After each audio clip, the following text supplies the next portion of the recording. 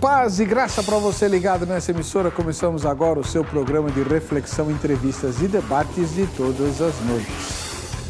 Hoje nós vamos conversar sobre uma passagem muito importante do Novo Testamento. Ela está lá em Efésios, no 4º capítulo, e depois você vai ler com cuidado, juntamente com a matéria do Zeca, né? Mas essa passagem trata do alvo de todos os cristãos, do objetivo de todos os cristãos. Ser igual a Jesus, claro. Mas isso se alcança paulatinamente, através de uma caminhada. E o apóstolo Paulo lá usa um termo, assim, pouco comum na nossa linguagem, né? Ele fala que deveremos alcançar a varonilidade da estatura de Cristo. Claro, se é para sermos iguais a Jesus, temos que alcançar a estatura moral, espiritual, né, do nosso Salvador. Primeira pergunta, isso é possível? Porque se não for, para que eu vou começar a tentar, né? Segunda pergunta, sendo possível, quais seriam hoje, no século XXI, os principais desafios que os crentes enfrentariam para alcançar essa varonilidade? Se você tivesse que elencar 3, 4 dos maiores problemas, quais seriam eles? Vamos tratar do assunto? Está no ar, vejam só.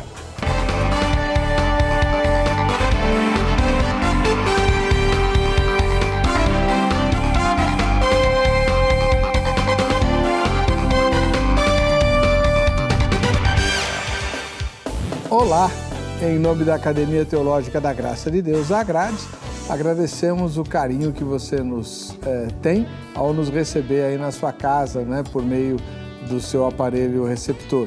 Queremos que essa discussão seja bastante útil e profícua para que você conheça melhor as Escrituras e obedeça melhor ao Senhor Jesus. Esse é o objetivo do Vejam Só, assim como também da Agrade, Academia Teológica da Graça de Deus, a nossa patrocinadora, que oferece uma infinidade de cursos, inclusive com novidades para o segundo semestre, né? Você, na hora oportuna, anota o telefone aí para você entrar em contato e já se planejar para estudar a Palavra de Deus conosco.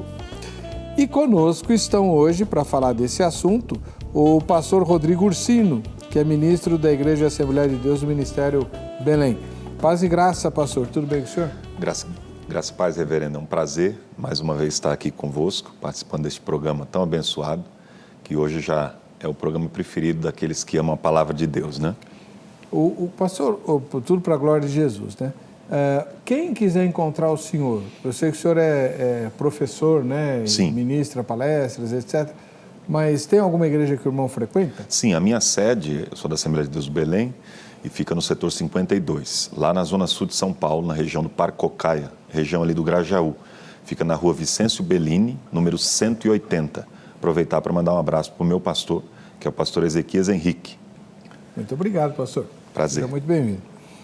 Do outro lado, recebemos o pastor Moisés Fernandes, da Igreja Batista Renovo, lá em Santo André. Seja muito bem-vindo, pastor Moisés. Paz e graça. Graça e paz. É um prazer estar aqui com vocês. Quero cumprimentar a todos que estão nos assistindo nesta hora. Pastor Rodrigo, reverendo, que Deus possa estar dando graça, não somente a nós, aqueles que estão ouvindo este programa, e que recebam esta mensagem, que ela seja edificante para as suas vidas. Amém. Pastor, a Igreja Batista Renovo é da convenção? A Igreja Batista Renovo, ela faz parte da Convenção Batista Nacional do Estado de São Paulo. Fica em Santo André, ali na Avenida da Paz, em Santo André, em Utinga. Muito obrigado pela presença do senhor. É um prazer, é uma honra estar aqui. Seja sempre muito bem-vindo. Vamos ver a matéria que o nosso querido e amado Zeca preparou e depois voltamos com a opinião dos convidados aqui no Vejam Só. A orientação bíblica é de sermos imitadores de Cristo, andarmos aqui nesse mundo como o nosso mestre andou, falando, agindo e pensando como ele. Mas todo cristão sabe que essa é uma grande dificuldade, além de ser com certeza a principal missão da igreja. Mas quais são esses desafios que a igreja precisa enfrentar para ser uma imitadora de Cristo? Por isso, hoje no Vejam Só, iremos debater quais são as principais dificuldades os maiores desafios para o povo de Deus alcançar a estatura da varonilidade de Cristo, conforme ensina o texto de Efésios 4:13. Bom, já temos uma referência bíblica. Vamos então direto para a leitura do texto. Aí depois vamos analisar qual é a orientação do apóstolo Paulo para a igreja. Abra então a sua Bíblia em Efésios, capítulo 4, versículo 13. Até que todos cheguemos à unidade da fé e do pleno conhecimento do Filho de Deus, a perfeita varonilidade, à medida da estatura da plenitude de Cristo. Observe atentamente a expressão que inicia o versículo. Até que todos. Fica evidente que o que o apóstolo tem em mente é que a igreja inteira, consistindo não só de apóstolos, profetas, evangelistas, pastores e mestres, mas de todos os demais, seja fiel à vocação para servir dedicadamente, com vistas à edificação do corpo de Cristo, de modo que a verdadeira unidade e crescimento espirituais sejam então promovidos. A figura fundamental desse trecho é a de uma pessoa forte, madura, bem formada. Assim como um homem fisicamente robusto pode ser descrito como estando cheio de força e sem defeito, assim também o indivíduo espiritualmente maduro, aquela maturidade que deve ser um ideal para todos os crentes, é sem mancha espiritual, cheio de bondade, ou seja, de toda a virtude cristã que provém da fé e em conhecer de todo o coração o Filho de Deus. A pergunta, então, formulada com frequência é a seguinte: os crentes, durante a sua presente vida, atingem essa medida da estatura da plenitude de Cristo? Na opinião de alguns, a resposta é positiva. De acordo com outros, chegar a essa plenitude nessa vida não é possível, pois o padrão de Cristo é muito alto, até para aqueles que são considerados maduros na fé. Com os nossos estudos de hoje, nós levantamos uma outra pergunta. É possível chegarmos a essa maturidade ainda nessa vida? Bom, se a resposta for sim, então queremos saber quais os desafios precisamos vencer para experimentarmos da plenitude de Cristo. Bom, fique ligado que o debate do Vejam Só de hoje vai responder essas perguntas que com certeza irão te ajudar. Nós já estamos no ar. Nós temos uma regra aqui no programa, né? Então vamos respeitar a regra. O debate hoje é para elucidar uma passagem bíblica, né? E estamos recebendo dois pastores, o pastor da Igreja Batista Renovo, em Santo André, e o pastor Roberto Ursino, da Igreja Assembleia de Deus, Ministério Belém, cuja sede ele frequenta. Rodrigo. O que eu falei? Roberto. Opa, Roberto Rodrigo. É meu irmão. Então falei do teu irmão. Aí, ó. Rodrigo Ursino, ele é pastor também? Não, é músico. Bom, tá lá, né? Vamos começar com o pastor Moisés. Pastor Moisés, se o senhor tivesse que elencar os maiores desafios para a gente alcançar o alvo lá de Efésios 4:13, quais seriam eles? Bom, eu poderia elencar diversos deles, muitos desafios. Entre eles, a quantidade de informação antagônica a respeito de Cristo, do Evangelho de Cristo. Isso é um problema sem par. A outra questão é as mudanças sociais, filosóficas que têm acontecido. E, em terceiro lugar, a fuga da simplicidade do Evangelho. Fuga da simplicidade? Do Evangelho de Cristo. Tá. Vamos lá, vamos começar com as informações antagônicas. O que o senhor quer dizer com isso? Hoje o cristão, ele se converte e ele fica aí à disposição da mídia de todas as formas. Então ele na sua igreja recebe uma informação, para que haja uma formação, mas ele é lançado sobre ele as informações através da TV, de pessoas que pensam diferente dos seus líderes, na mídia, e até os seus amigos pessoais. E aí a dificuldade de formação é muito grande. Hoje nós temos esse desafio da formação do discipulado do cristão. Ok. Então, depois eu vou perguntar sobre as outras questões que o irmão mencionou. Vamos ouvir então a palavra inicial do pastor Rodrigo Ursino sobre o mesmo tema.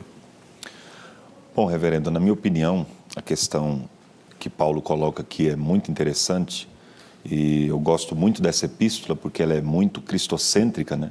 Assim como as demais epístolas de Paulo, mas essa em especial ela traz do capítulo 4 ao 6 questões importantíssimas relacionadas às doutrinas paulinas, doutrinas teológicas da igreja.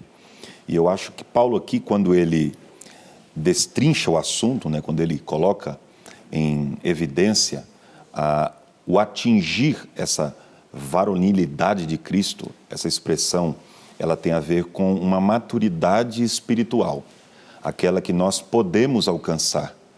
As pessoas às vezes leem o tema e dizem, mas é impossível alcançar uma perfeição como a perfeição de Cristo. Isso é verdade, uma perfeição como a perfeição de Cristo é impossível atingirmos, pois Ele é Deus. Mas se o texto está dizendo que nós temos que procurar chegar a esta estatura, é engraçado que na palavra, no texto grego, é metron, né, essa estatura, essa medida de Cristo, nós temos essa possibilidade. Nós não vamos atingir a perfeição de Cristo, mas nós devemos procurar atingir o nível de espiritualidade que Ele quer que nós atinjamos. Então é isso que ele coloca aqui de maneira perfeita. Ok, agora é sua vez, antes de a gente aprofundar a questão com os nossos convidados, é você quem vai falar, né? Afinal de contas, você também tem voz e vez aqui no Vejam Só. O mecanismo, né, o seu microfone, é o site do programa, vejamsó.com.br. É por meio do site que você se manifesta respondendo a seguinte enquete. Vamos lá. Vamos pôr a enquete no ar. Você acredita que é possível alcançarmos a plenitude de Cristo ainda nesta vida? Beleza. Primeira resposta. Sim, pois a Bíblia afirma que devemos ser imitadores de Cristo. Ué, se eu tenho que ser imitador de Cristo, eu não vou ser imitador de Cristo no céu. Eu vou ser imitador de Cristo aqui. Então, é possível. Pelo menos chegar pertinho, né? Segunda resposta. Não. Já que aqui nesse mundo sempre teremos a influência do pecado. O pecado vai me atrapalhar, como diz o autor dos Hebreus, né? Ele vai ficar me assediando tenazmente. Então eu não vou conseguir chegar perto da plenitude de Cristo nessa vida. Terceira resposta, não sei. Ou nenhuma das anteriores. Você votou na enquete, você se habilita a ganhar o presente da Academia Teológica da Graça de Deus, a Grade, que é, mais uma vez, este cobiçado vídeo, né? É muito mais que um sonho. Esse vídeo, ele retrata a história de pessoas do mundo árabe que, proibidas de ter acesso ao Evangelho, sonharam com Jesus. E são histórias verídicas, verdadeiras, que têm acontecido muito no mundo islâmico. E essas pessoas sonham com Jesus, recebem de Jesus uma direção para procurar em determinado lugar uma igreja ou alguém, e a pessoa acaba se convertendo depois, né? Mais ou menos como aconteceu lá com Cornélio, que não foi, ele não sonhou, né? Deus falou para ele chamar Pedro e tal, mas mais ou menos naqueles termos. E então esses muçulmanos são evangelizados, depois passam a ser hostilizados violentamente pelas suas famílias e tribos e tal, mas está aqui o depoimento mostrando que o evangelho não tem fronteira, chega a todo lugar, até com gente sonhando por causa de Jesus. Esse é o presente de hoje. Quem votar na enquete está concorrendo. Como eu sempre digo, vote na enquete todo dia para você estar sempre concorrendo aos brindes do Vejam Só. E anote o telefone da Agrade, Academia Teológica da Graça de Deus. Está aparecendo aí na tela. O segundo semestre está às portas. O que é que você vai fazer para melhor servir ao Senhor no segundo semestre? Tem uma filial da Agrade pertinho da sua casa e você pode estudar a Bíblia lá. Todas as filiais da Agrade têm o curso bíblico e várias outras têm outros cursos além do curso bíblico. Então o que é que você vai fazer? Você vai anotar o telefone e amanhã, no horário comercial, você vai ligar para 0 Operadora 11 3115 0819. 0 operadora 11 3115 0819. Tá bom?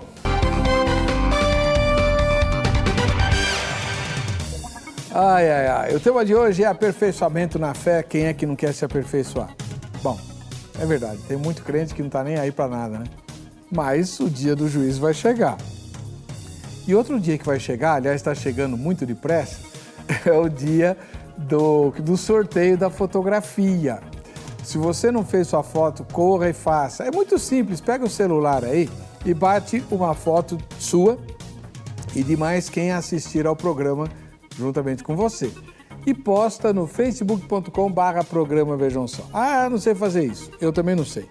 É só perguntar pro teu neto, pra tua neta, pro teu sobrinho, qualquer pessoa aí abaixo de 12 anos de idade vai saber fazer isso aí. Incrível, né? Pois é, mas é assim que é. Então, posta a foto, identifica todo mundo que aparece nela pelo nome, a cidade e o estado. Só isso. O endereço para você postar é o facebook.com/programa Vejam Só. O sorteio vai ser agora em julho, hein? Não vai perder a boiada. Eu vou mostrar as fotos e depois eu mostro os presentes que você pode ganhar, tá bom? A primeira fotografia vem aqui da capital paulista.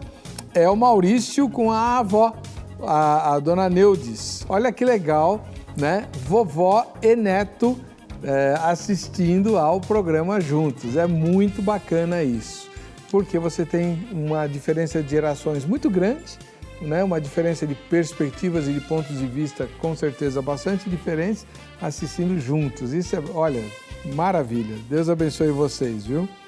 Ainda na capital paulista nós temos o Elias Mateus. Olha o Elias Mateus aí. Deus, seja bem-vindo, Elias. Muito obrigado pela sua audiência. Deus te abençoe grandemente. E quando puder, venha assistir a gravação aqui, né? O Maurício e a vovó também são convidados. É só combinar os detalhes com a Giovana pelo Facebook, tá bom? Em Capão da Canoa, lá no Rio Grande do Sul, nós temos Israele Gomes, né? Israele Gomes, olha que moça bonita, lá em entre os gaúchos, né? À toa que a Gisele Bündchen é de lá também, né? Lá do Rio Grande do Sul. De lá a gente vai para Goiás, no Centro-Oeste. Em Anápolis, nós temos o Wendel Moraes. Wendel Moraes assistindo ao Vejam Só. Obrigado pela sua audiência e um grande abraço a todo o povo de Anápolis, cidade bastante evangelizada do Centro-Oeste brasileiro. E em Teresina, no Piauí, nós temos a dona Terezinha, o Técio e o Bob, que assiste ao Vejam Só, né? Tadinho do Bob. A essa hora tem que ficar lá assistindo ao programa, né? Terezinha e Técio, um ósculo santo para vocês. Se a foto for sorteada, não sei não se o Bob pode ir, né? Porque os presentes são, a diária de um fim de semana na pousada Estrela Alpina. Não sei se pode ir bicho lá, eu nunca vi bicho lá. Tem que falar com o pastor Marcelo. Bob. Mas o Bob é gente, né? Então tá, olha as fotos da Estrela Alpina aí. Todas as janelas dão para o pôr do sol, que é uma das atrações turísticas da região. Você não vai precisar nem sair do quarto para assistir. É realmente, o nascer do sol também é maravilhoso. A serra fica espantosamente bonita, além de inúmeras outras atrações que a cidade tem, né? E você ainda vai ganhar um jantar romântico, preparado pelo pastor Marcelo da Missão Horizontes. Jantar romântico e ungido, uma bênção, tá? Além disso, você também ganha a enciclopédia Assuntos Teológicos, né? O Estudos de Teologia, que foi organizada, não foi ele que escreveu, mas ele organizou a enciclopédia, o pastor Jamierson Oliveira. Aliás, quem quiser entrar em contato com ele atrás de enciclopédias como essa, é só usar o Facebook, que você vai encontrar o pastor Jamierson, e aí você pode fazer a sua encomenda da enciclopédia também. A foto sorteada vai ganhar a enciclopédia, além da diária de um final de semana lá no Estrela Alpina. Entre outros presentinhos da Agrade, né, a nossa patrocinadora. Então faça a foto e mande, tá bom? Vamos lá, o tema de hoje é alcançar a estatura da varonilidade de Cristo. Pastor Moisés, o senhor mencionou várias dificuldades, elencou 3 grandes, mas para que o crente vai se esforçar se ele nunca vai nem chegar perto da varonilidade de Cristo? Ou vai? Você está afirmando que ele não vai. Não, eu estou perguntando. O fato é que Cristo é o padrão. Como disse o pastor Rodrigo aqui, o texto, o livro aos Efésios é cristocêntrico. Como toda a Bíblia é cristocêntrica. Eu acredito na continuidade bíblica, toda a Bíblia é cristocêntrica. O livro aos Efésios, o apóstolo começa ali no primeiro capítulo, ele já fala a respeito do pecado e a graça, e que somos salvos pela graça. Ele faz um posicionamento durante todo o texto bíblico a respeito da vitória de Cristo, e alenca nesse texto aqui proposto, que eu tive conhecimento, desculpa, pastor, aqui no estúdio, do texto e inclusive do tema, desse texto proposto ali, o trabalho, a unidade de pessoas, de trabalho, de dons, alencando a possibilidade, nesta unidade, do aperfeiçoamento do corpo de Cristo, da igreja de Cristo. E coloca Cristo como padrão, como referência de crescimento, de alcance. Agora, é claro, a santidade é um tema bíblico desde o princípio ali. Nós sabemos que temos que caminhar na santidade e alcançarmos. Um grande pregador americano, tempos atrás, ele disse que o mundo ainda está para ver o que Deus pode fazer na vida de uma pessoa, de um servo que se entregar totalmente a Ele. Então a entrega é um outro desafio, a entrega pessoal de cada cristão. Eu creio que o padrão é Cristo e vamos buscar a santificação para alcançarmos o padrão de Cristo. Vamos lá. O outro debatedor, o nosso querido pastor Rodrigo Ursino, da Igreja Assembleia de Deus, mencionou que o desafio é fazer o que vem antes do que Paulo fala da varonilidade. Que seriam essas coisas antes? Porque a parte de Deus ele fez. Lá está escrito que Deus, para que nós alcançássemos essa bênção, Ele nos deu apóstolos, né? Profetas, pastores, evangelistas, mestres, enfim. A parte de Deus Ele fez. O que nós temos que fazer? Bom, interessante a pergunta, reverendo. E Paulo ele dá aqui vários pré-requisitos para que nós alcancemos essa medida, essa estatura de Cristo.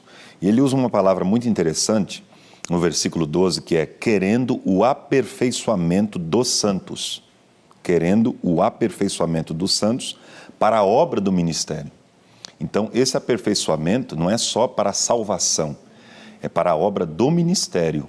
E qual é a obra do ministério? A edificação do corpo de Cristo, que é a sua igreja. Então, o que é aperfeiçoar? Muitas pessoas acham que aperfeiçoar é tornar algo perfeito. Mas essa perfeição, como eu disse no início da minha fala, não é a perfeição de Cristo. Portanto, aperfeiçoamento aqui é tornar melhor aquilo que já é bom. Tornar melhor aquilo que já é bom. Isso é aperfeiçoar no sentido espiritual que Paulo está declarando aqui no texto. Para a edificação do corpo de Cristo, ou seja, a sua igreja precisa ser edificada. Algumas traduções trazem a palavra que eu gosto também, que é construção, dá o sentido de erguer um edifício. Então, nesse sentido, Paulo está indo de acordo com o seu pensamento aqui, na exegese do texto inteiro, todo o capítulo 4, falando para nós que nós precisamos atingir essa plena atividade. Esse conhecimento de Cristo vai fazer com que nós fiquemos cada vez mais parecidos com Ele, próximos a Ele, para que a igreja, através do ministério, seja edificada. Bom, vamos lá. Parece que os argumentos são meio circulares, né? Você chega perto de Cristo para poder chegar mais perto, enfim. Depois eu quero saber melhor disso, pastor Rodrigo. Pastor Moisés, o senhor mencionou mudanças sociais como desafio. Por quê?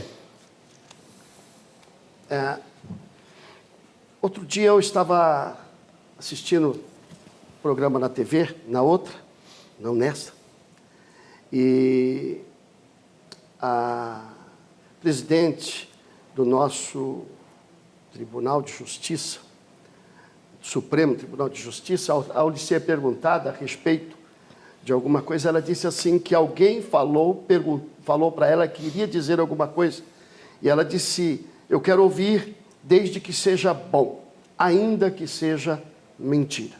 Ô, doido! É só ver aí o programa, te dou a dica depois. A questão é a seguinte, algumas pessoas já estão dizendo, nosso querido Rodrigo é formado em filosofia, que estamos vivendo aí o período da pós-verdade. Eu, quando ouvi isso, eu achei interessante, eu pensei que pós-verdade seria um negócio muito melhor que verdade. Mas a questão que a pós-verdade fala a respeito da mentira, mesmo que seja mentira, a informação, se ela for boa para o momento, ela é interessante. Olha. E nós estamos vivendo esse momento. Essas mudanças sociais têm mexido com pessoas. E não somente com cristãos comuns, mas também com lideranças, com líderes. E aí, então, eu cito também como desafio isso, alencando ao primeiro desafio citado.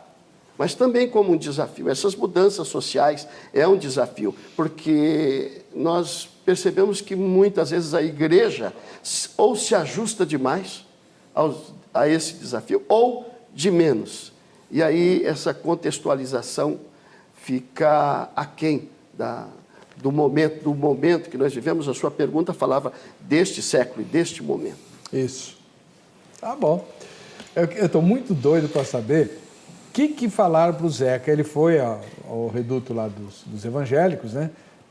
E fez a pergunta tema de hoje. O que será que responderam para ele? Vamos lá.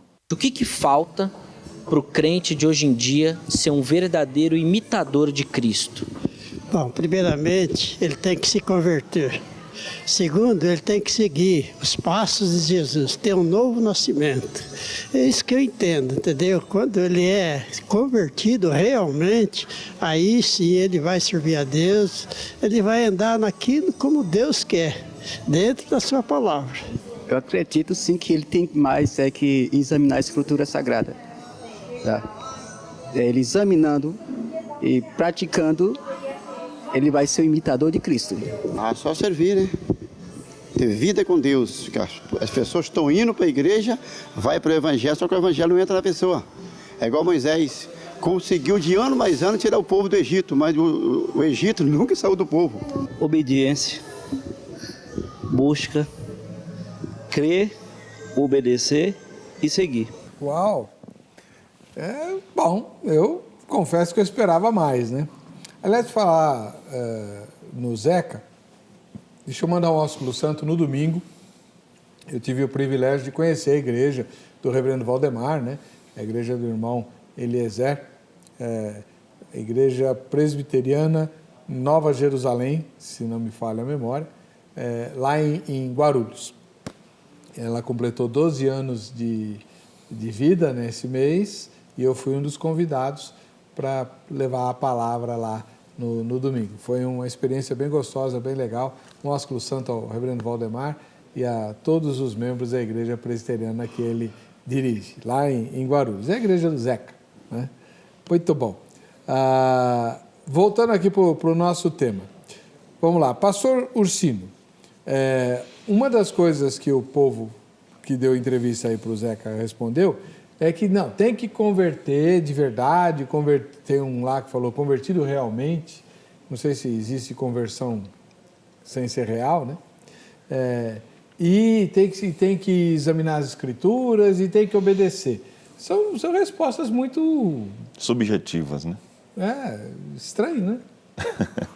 Então, na verdade, eu entendo que os grandes desafios para nós atingirmos essa medida de Cristo, esse aperfeiçoamento, essa maturidade, né, que eu gosto muito dessa palavra maturidade, nós precisamos, eu entendo isso, amadurecer sem apodrecer. Tem muita gente apodrecendo. As frutas apodrecem, os alimentos apodrecem quando passam no nível da maturidade. O ser humano não, ele tem que atingir a maturidade e permanecer nela. Então, Paulo está falando exatamente sobre esse assunto. E nós vivemos numa sociedade pós-moderna, né? O nosso querido pastor Moisés citou aqui a pós-verdade agora, a era da pós-verdade, a pós-modernidade, alguns até dizem a pós-cristandade.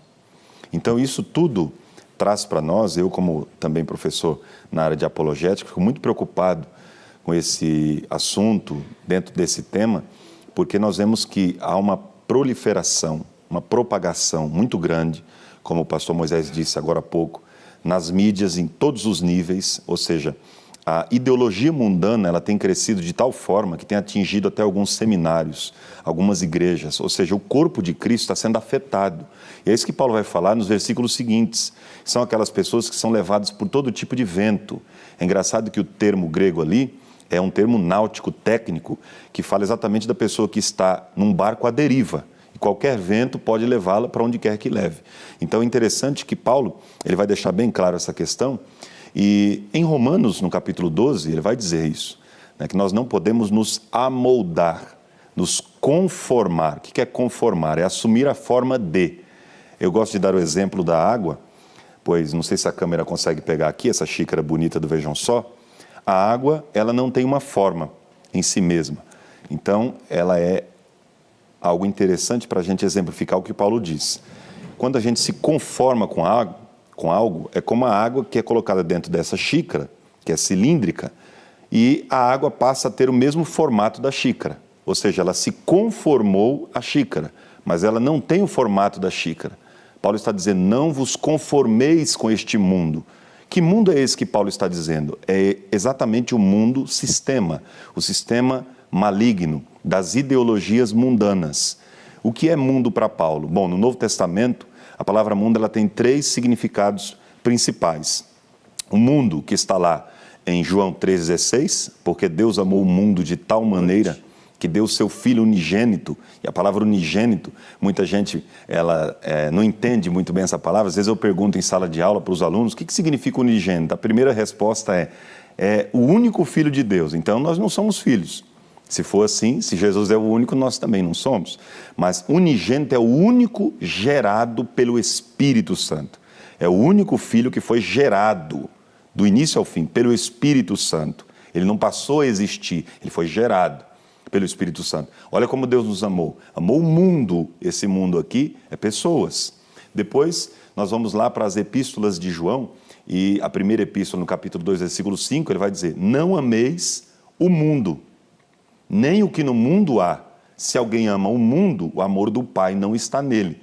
Esse é outro tipo de mundo. É esse mundo do capítulo 12 de Romanos, o mundo sistema.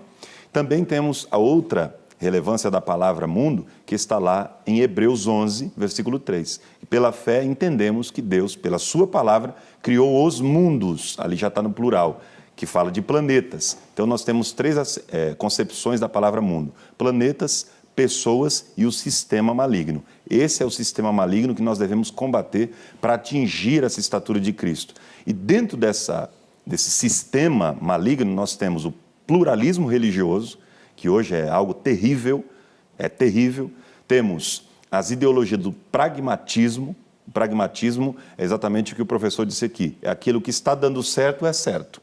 Passa a ser certo aquilo que dá certo. Ah, mas isso aqui está errado de acordo com a Bíblia. Não, mas está dando certo, então deixa continuar, porque se está dando certo, é certo. É a teologia da prática. Então nós precisamos fugir disso.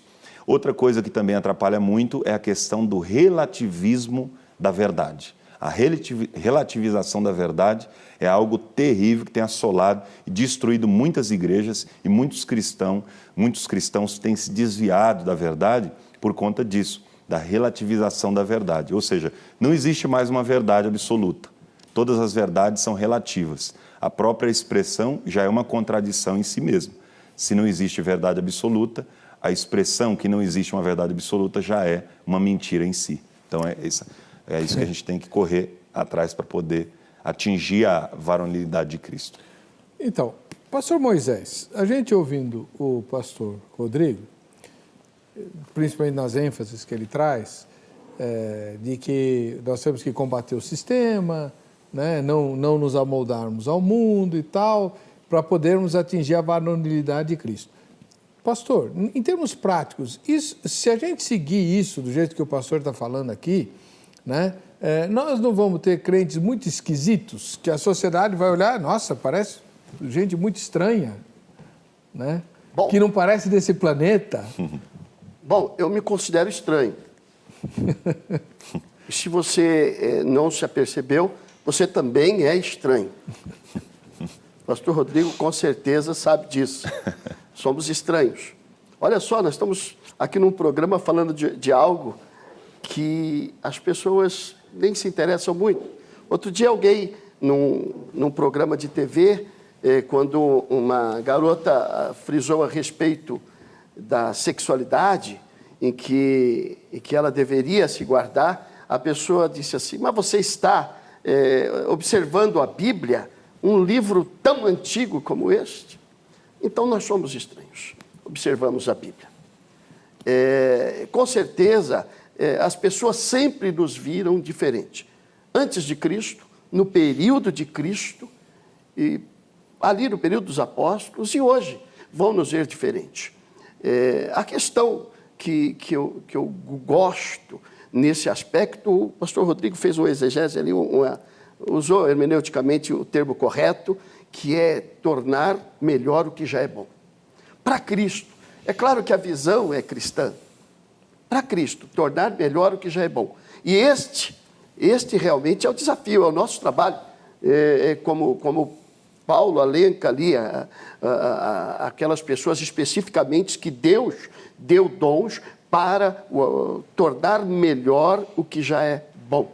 Porque, como disse aquele senhor ali na matéria do Zeca, quando ele apresentou, que ele disse, primeiro tem que se converter e depois tem que seguir os passos.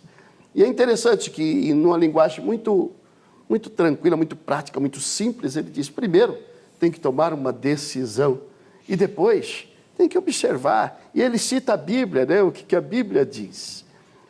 Somos esquisitos. Eu assumo isso diante de todos, que não para mim mesmo, com certeza a minha esposa, meus filhos, a minha igreja me olha com bons olhos, mas com certeza tem alguém que acha que eu sou esquisito. Bom, se a gente fizer um campeonato de esquisitice, vai ser complicado. A gente vai fazer o seguinte, vamos para o intervalo e depois a gente vai conversar sobre a fuga da simplicidade, que o pastor Moisés mencionou aqui também, por que isso seria um obstáculo a alcançar a estatura de Cristo, né? E também uma coisa que eu queria que o pastor Rodrigo explicasse. Por que os entrevistados falaram tanto de se converter, se nós estamos falando de crente? As pessoas estão na igreja fazendo o que se elas não estão convertidas? A gente já volta aqui. Estamos de volta com o programa Vejam Só, agradecendo o carinho da sua audiência. Olha, o tema de hoje tem a ver com aquele texto em que Paulo, escrevendo aos Efésios, diz que o objetivo de Deus conosco, ou para conosco, é nos tornar iguais a Cristo, alcançarmos a varonilidade da estatura de Cristo. É uma linguagem, assim, embolada, né? Ou empolada que o texto traz, mas tem a ver com isso.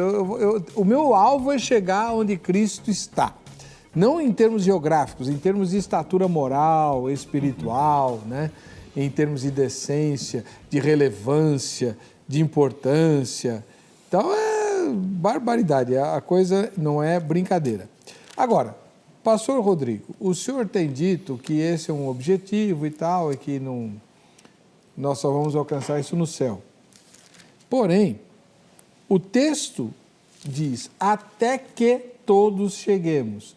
Então, esse até que não indica que vai haver um momento em que nós vamos alcançar essa perfeição?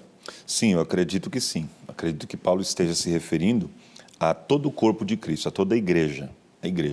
Como o senhor citou aqui, dentro das respostas que foram dadas pelos telespectadores, um deles citou a questão da conversão, né? A conversão, ela é algo primordial para que a pessoa se torne corpo de Cristo, para que ela faça parte da igreja. Então, o salvo, porque aqui é a igreja, se a igreja, todos que estão dentro dela são salvos, caso contrário não seriam chamados de igreja. Só que existe uma questão muito ímpar e singular, a qual Paulo destaca aqui dentro do texto, que é aqueles que são maduros e aqueles que não são maduros. Ou seja, os crentes que ainda estão na infância espiritual, que ainda estão participando e se alimentando do leite espiritual, que precisam agora atingir a maturidade. Então, ele deixa bem claro aqui, para que nós cheguemos à unidade da fé e do conhecimento do Filho de Deus, o varão perfeito, à medida da estatura completa de Cristo, ou seja, o termo é pleroma, né, aqui no grego, para que não sejamos mais meninos inconstantes. Então é aqui que fica bem claro o objetivo de Paulo, é através dos dons ministeriais, através da edificação do corpo de Cristo, a igreja, os santos, alcançarem esse aperfeiçoamento a ponto de não mais serem meninos na fé. Ou seja, as pessoas que estão servindo a Deus, que são chamadas de igreja, devem ser aperfeiçoadas para atingir essa maturidade, a maturidade cristã. O que é a maturidade cristã? É a maturidade espiritual. O que é amadurecer? Amadurecer é crescer com saúde física, mental e espiritual. Isso é amadurecimento aqui para Paulo. Porque a pessoa, ela pode confundir a questão da infância com a infantilidade. Eu sempre gosto de destacar isso. Infância é uma coisa, infantilidade é outra. O que é uma pessoa infantil? É um adulto que quer agir como uma criança. E infância é aquilo que nós temos quando somos crianças. Isso é infância. Infelizmente, alguns não têm a capacidade de tê-la completamente, né, plenamente. Mas infância é aquilo que a gente tem quando é criança. Infantilidade é um adulto que não se porta como um adulto, que se comporta como uma criança. Então Paulo está dizendo, um crente amadurecido, um crente espiritual, aperfeiçoado, amadurecido, ele não age como um menino na fé.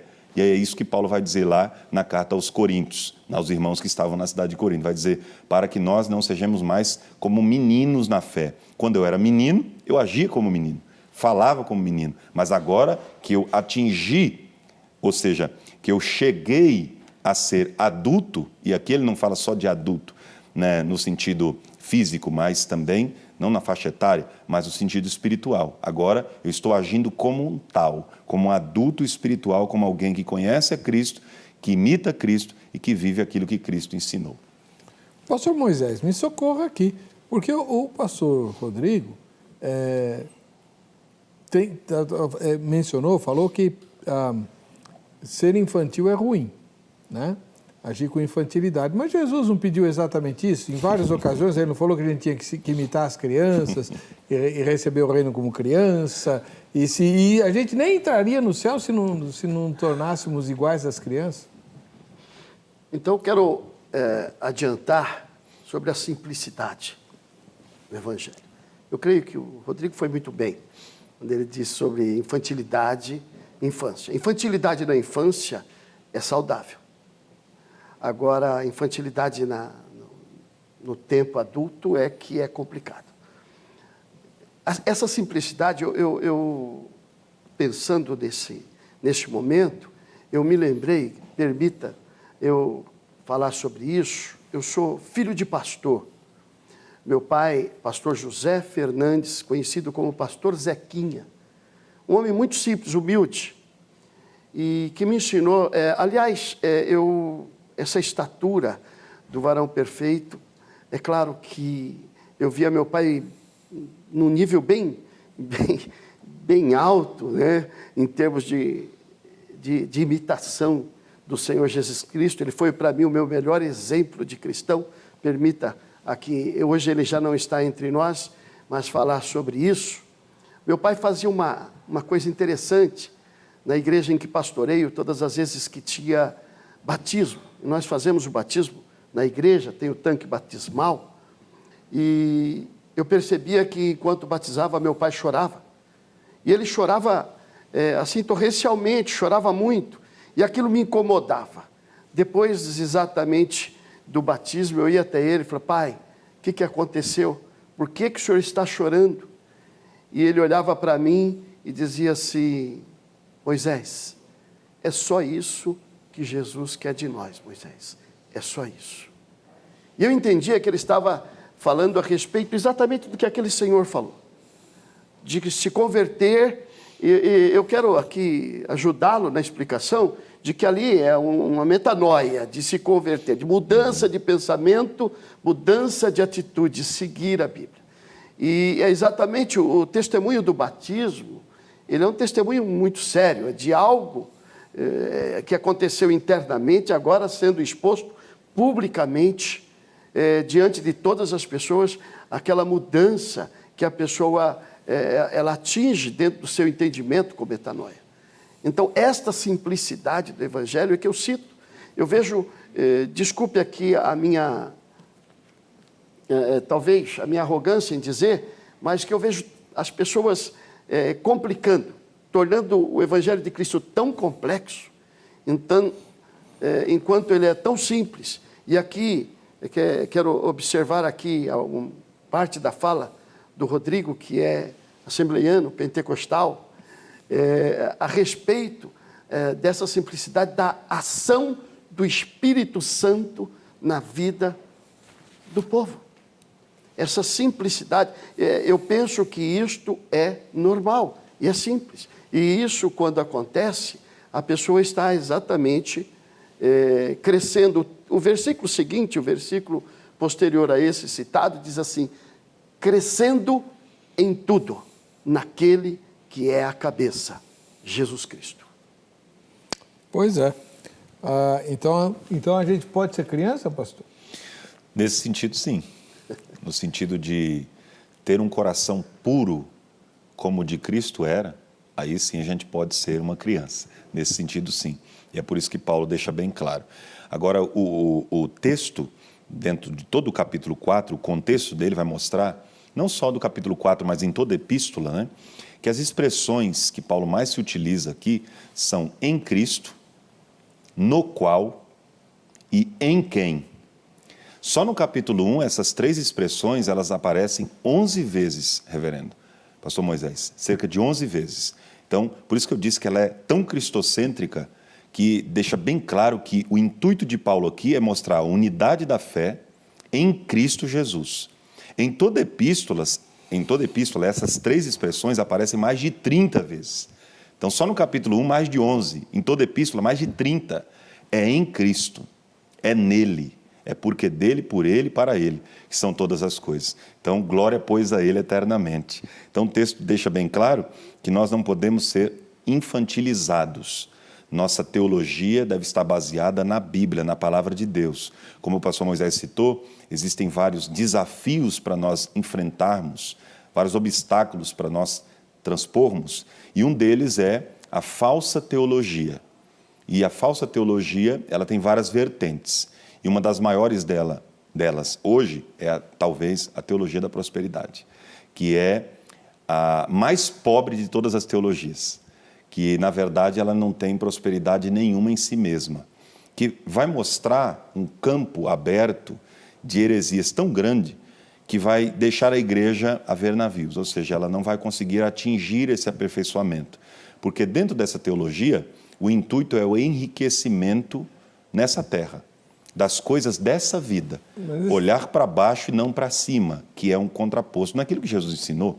Então, mas no texto de Efésios, a ideia do apóstolo Paulo é que nós nos tornemos cada vez melhores, não é? Sim. Então, nesse aperfeiçoamento, há uma desvinculação com a parte material. O crente, para poder ser melhor crente, ele tem que ser mais pobre, mais explorado? Não, de forma alguma. Aí já é a teologia chamada da pobreza, né? Defender a teologia da pobreza é dizer que só os pobres têm comunhão com Deus. Isso não é verdade, né? Você vê pela Bíblia que muitas pessoas que tinham posses, estou falando de riqueza aqui financeira, né? Inclusive eu escutei uma frase muito interessante, certa feita, de um amigo que dizia que o último nível da prosperidade é o financeiro. O último nível da prosperidade bíblica é o financeiro. É o menor deles. Então, existem vários níveis da prosperidade bíblica. E eu creio nela. Eu creio que Deus pode dar carro. Eu creio que Deus pode dar casa. Eu creio que Deus pode preparar um casamento. Eu creio que Deus pode nos preparar um bom emprego. Isso tudo Deus pode nos dar. Mas Ele pode também não nos dar. E é isso que eu quero enfatizar aqui, que a maturidade mostra para nós isso, que o não de Deus é uma das maiores demonstrações do seu amor para conosco, porque Ele não é um pai qualquer, Ele é o pai de toda a criação, de toda a eternidade. Então, quando Deus nos diz não, Ele está querendo o nosso bem. Tem um exemplo muito interessante que eu sempre dou em minhas palestras, quando eu viajo por aí, e eu digo o seguinte: teve um rapaz que chegou para o seu pai, ele assistiu um comercial de televisão, e o pai dele era bilionário, não era milionário, era bilionário. Eu nem sei o que é isso, mas o menino era filho de um bilionário, né? Talvez o reverendo saiba melhor que eu sobre essa questão, né? Então ele era bilionário. Aí ele chegou para o pai e disse: pai, eu vi um comercial, uma moto, olha pai, eu fiquei apaixonado por essa moto. Eu creio que o senhor vai me dar ela de presente. O senhor pode me dar ela de presente? Aí o pai disse: filho, quanto que é? Ele disse: é tanto. Ele disse: filho, eu posso comprar até a fábrica, se eu quiser. Só que você ainda não tem idade. Quantos anos você tem? O menino disse: eu tenho 12. Ele disse: o senhor não vai me dar? Ele disse: não, vou te dar. Ele disse: então o senhor não me ama? Eu sou seu filho, o senhor tem condições, tem poder para comprar e não vai comprar? Ele disse: não, exatamente porque eu te amo, não vou te dar. Ou seja, Deus ele tem a capacidade de nos dar tudo o que nós quisermos, mas Ele não vai nos dar aquilo que a gente quer. Ele vai dar aquilo que a gente precisa, que é bem diferente. Aquilo que vai nos destruir. Exatamente. Deus aquilo que vai causar o nosso mal, tanto físico, intelectual, psicológico e espiritual, principalmente, Deus não vai nos conceder, visando sempre o nosso bem. Ok. Pastor Moisés, ainda trabalhando a questão da simplicidade, né? Isso tem a ver, por exemplo, com desapego das coisas dessa vida? Que o senhor já no outro bloco já deixou claro que para ser crente de verdade temos que ser meio esquisito aos olhos do mundo. Aos olhos do mundo, né? Por que nós somos esquisitos aos olhos do mundo? Porque nós valorizamos o que eles não valorizam. Isso significa também desapegar das coisas dessa vida, não gostar de passear, não gostar de se divertir? Bom, eu digo que desapegar, sim. Não gostar das coisas, não. Eu gosto de passear, gosto das coisas boas, mas nem sempre eu posso, ou eu devo. Então, tem que ser melhor entendido. Eu penso que a questão é colocar em primeiro lugar Deus na nossa vida. A simplicidade é essa. Sermos simples é colocarmos o Senhor no primeiro lugar da nossa vida, no patamar inicial ali. O Senhor, é claro que nós vamos passear e vamos fazer todas as coisas que Deus preparou para nós. Tudo isso no tempo certo, com certeza. Mas, voltando à questão ainda da simplicidade do Evangelho, eu quero citar isso em termos teológicos, não é? Aqui o pastor Rodrigo citou, por exemplo, a teologia da prosperidade. Talvez a teologia da prosperidade tenha o maior mal que a teologia da prosperidade tenha causado, seja o fato de pastores e igrejas deixarem de falar sobre a prosperidade bíblica, que é natural e normal, que Deus preparou para nós. O pastor citou a prosperidade bíblica e Deus nos faz próspero. É claro, concordo plenamente que o último nível, o último pensamento seria a questão financeira. Mas Deus é tão maravilhoso que Ele coloca todas as coisas no patamar correto e certo para as nossas vidas. A simplicidade é buscar primeiro o reino de Deus e toda a sua justiça. Entender que todas as outras coisas serão acrescentadas. Amém. Glória a Deus, né? Bom, hoje é dia do nosso Vejam Só Que Coisa, que é aquele quadro já que estamos falando de esquisitice, agora vamos ver esquisitice de verdade, né? Esquisitice aos olhos do mundo e de todos. São as coisas que o nosso querido Zeca pauta para o Vejam Só Que Coisa. Vamos lá. E aí, preparado para mais uma edição do Vejam Só Que Coisa? Tenho certeza que não, né? Afinal de contas, aqui cada edição é uma novidade, algo maluco que encontramos para mostrar para você. Por isso, é difícil ficar preparado. Hoje a nossa história é a seguinte: um salgadinho que vale $100 mil. Não está acreditando? Então se liga só, vejam só que coisa. O salgadinho Cheeto foi leiloado por quase 100 mil dólares. O alto valor foi alcançado porque o salgadinho teria semelhanças com o gorila Harambe, que foi morto no ano passado após atacar uma criança no zoológico de Cincinnati, Ohio, lá nos Estados Unidos. O leilão começou com um valor de 12 dólares e terminou na manhã do último dia 7 de fevereiro, após um lance vencedor de 99.900 dólares.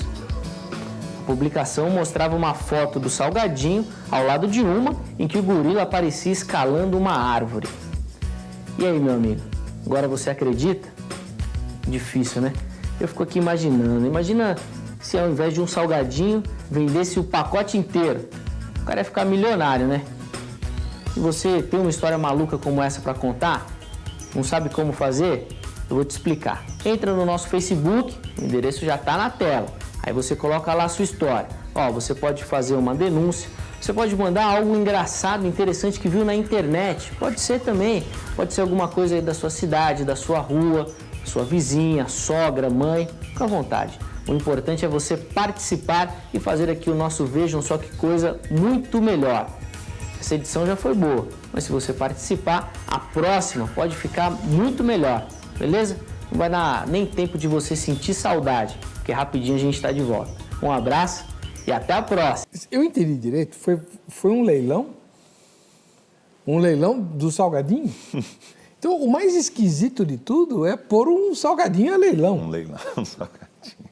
Não, olha, cada vez que eu vejo esse quadro do Zeca, eu chego à conclusão de que tem gente demais sem nada para fazer na vida, né?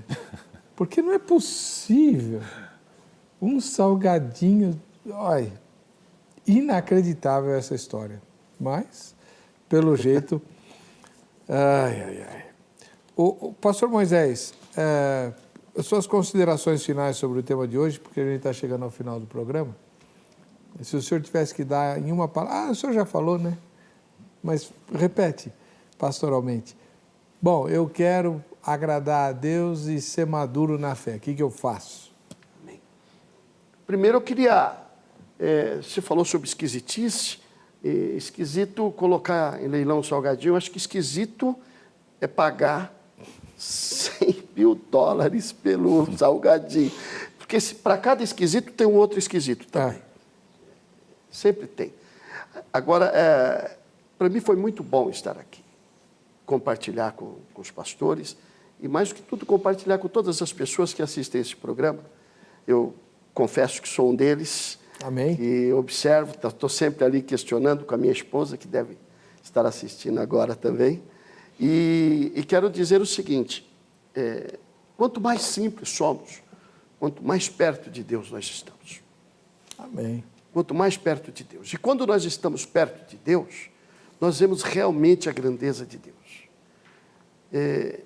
Eu vi uma ilustração, ouvi uma ilustração recentemente, e eu queria deixar aqui, então, como parecer final aqui, a respeito de uma criança que perguntou para o pai qual era o tamanho de Deus. Ele disse, filho, Deus é muito grande. Ele é muito grande. E passava um avião, provavelmente daqueles Boeing, e ele disse assim, Deus é do tamanho de um avião. E o menino olhou, o avião sumiu nas nuvens e pequenininho, e ele começou a pensar, eu acho que Deus não é tão grande. E um dia o pai pegou o filho, levou ele até o aeroporto, se aproximou de um avião, e quando chegou bem pertinho, o menino olhou para o avião e falou, pai, como Deus é grande. E o pai disse assim, filho, pois é, quanto mais próximo de Deus, mais nós vamos observar a grandeza desse nosso Deus. Amém. Esta é a simplicidade que eu me refiro. Muito obrigado, pastor Moisés Fernandes, da Igreja Batista Renovo, lá em Santo André. Pastor Rodrigo Ursino, muito obrigado pela sua presença. Eu que agradeço mais uma vez, reverendo, estar aqui. É um privilégio ímpar e singular. Eu quero mandar um beijo para minha esposa Emma Rose, todos os meus alunos aí que nos assistem neste momento, os nossos cursos de teologia espalhados aí pelo Brasil. Que Deus vos abençoe poderosamente. E para fechar aqui, concluir e dar as minhas considerações finais, relativas ao assunto, eu gostaria de dizer que sempre há capacidade de melhorarmos. Paulo está falando sobre o aperfeiçoamento. Sempre é possível melhorar. Então, que nós venhamos melhorar cada vez mais para que a igreja, o corpo de Cristo, possa atingir essa perfeição e alcançar a estatura de Cristo. Amém. Você pode entrar em contato com os convidados usando os meios publicados no site do programa Vejam Só. É o vejamsó.com.br. Na área convidados você encontra lá os links para conversar com os nossos convidados, tá bom? Vamos ver quem ganhou o vídeo. Foi a Ana Lúcia, aqui da capital paulista. Parabéns, Ana Lúcia. A gente vai se ver no próximo Vejam Só.